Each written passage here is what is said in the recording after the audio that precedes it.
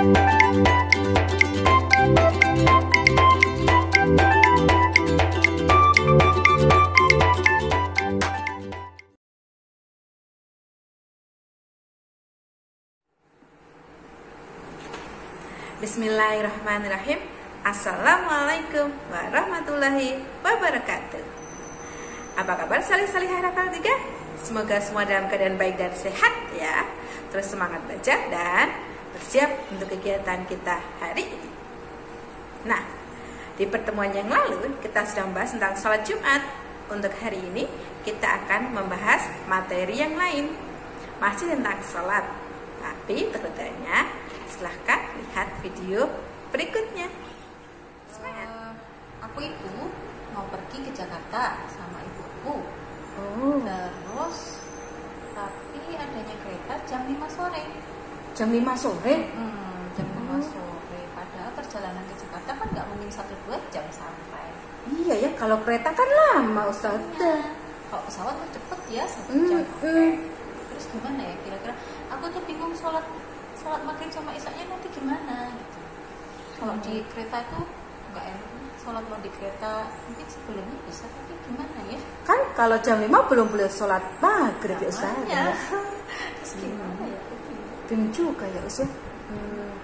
Kan bisa dijamak sama di kosong di kereta Ustaz.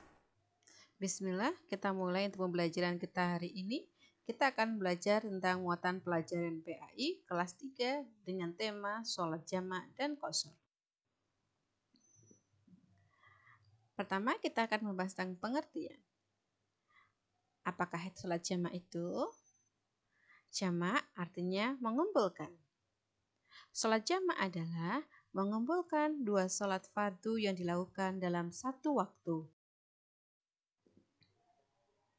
Sedangkan qashar artinya meringkas. Sholat qashar ialah meringkas sholat fardu yang 4 rakaat menjadi 2 rakaat. Nah, sholat yang bisa diqashar adalah sholat zuhur, asar, dan isya.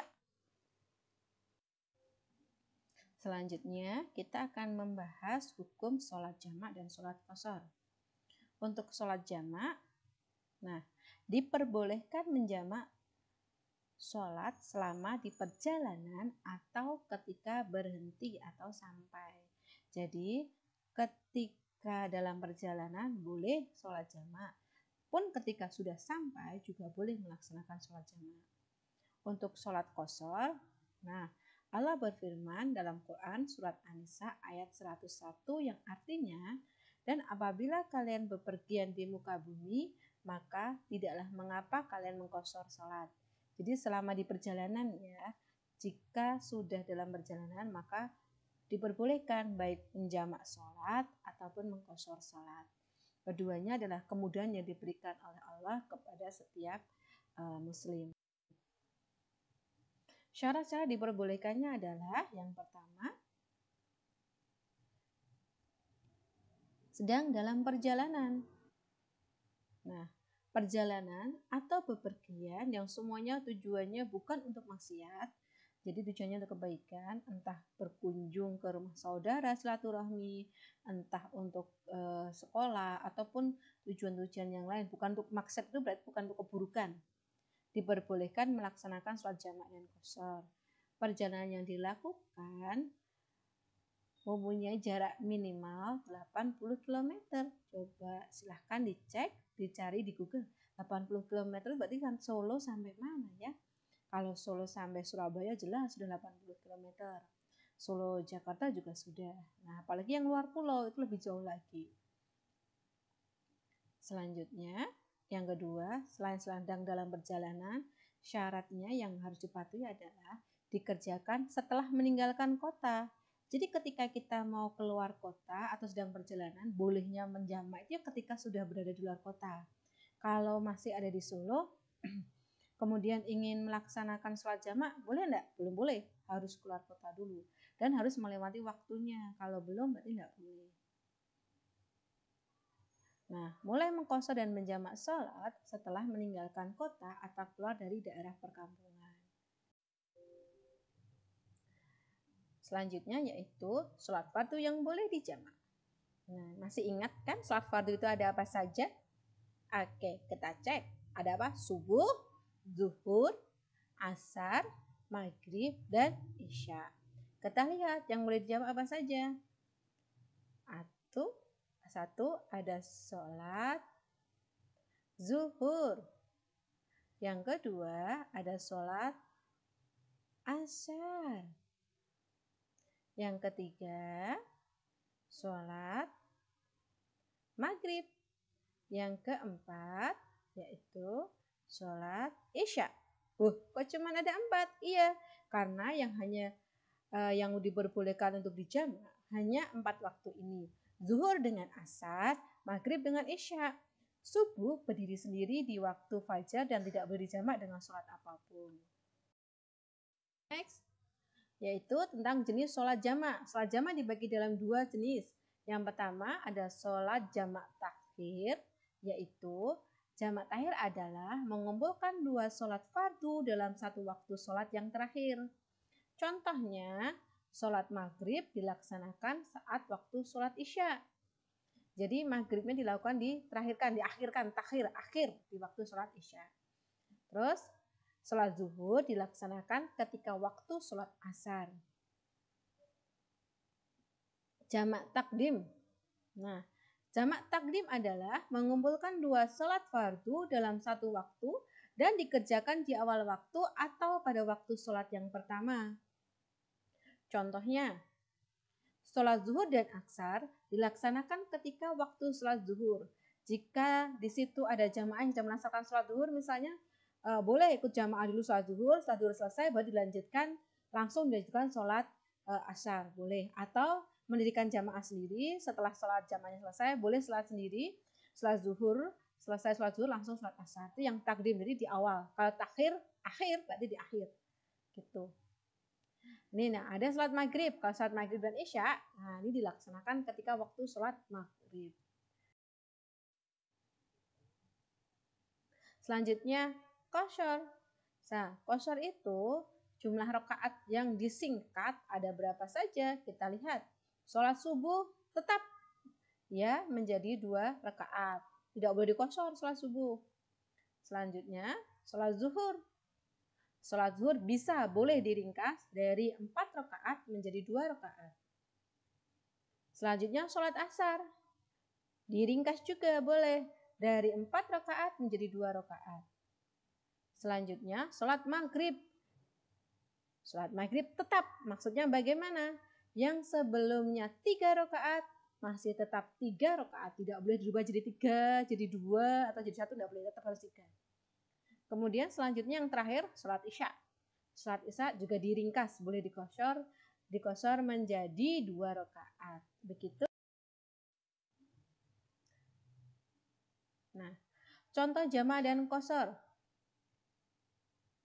Menjamak sholat zuhur dan asar. Nah, sholat zuhur 4 rakaat dulu, lanjut sholat asar 4 rakaat.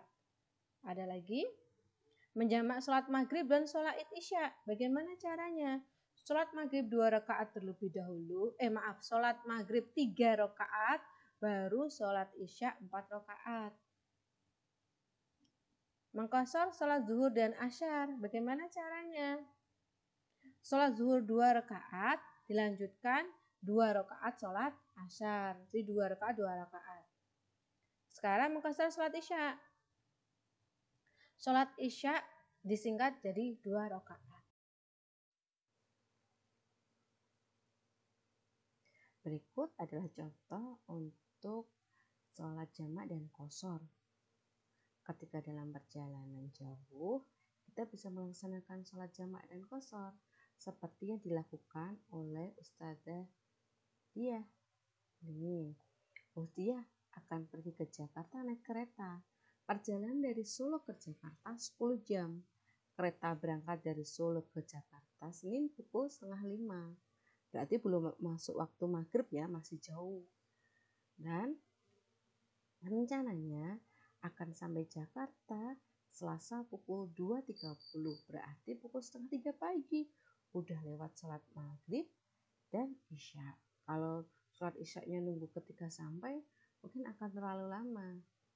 Nah, akhirnya Uzdiyah memutuskan akan melakukan sholat di perjalanan, yaitu saat berada di atas kereta.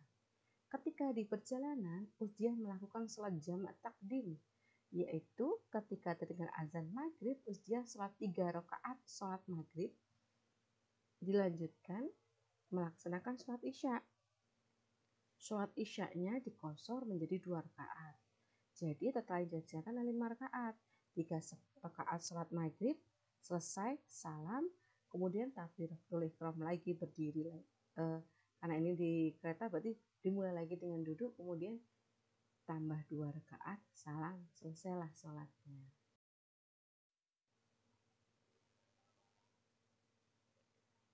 Tiga hikmah diperbolehkan menjamak dan mengqashar. Nah, dengan adanya jamak dan qashar sholat, maka terasa lebih ringan. Kita menjadi ringan dalam menjalankan ibadah kepada Allah, meskipun dalam perjalanan.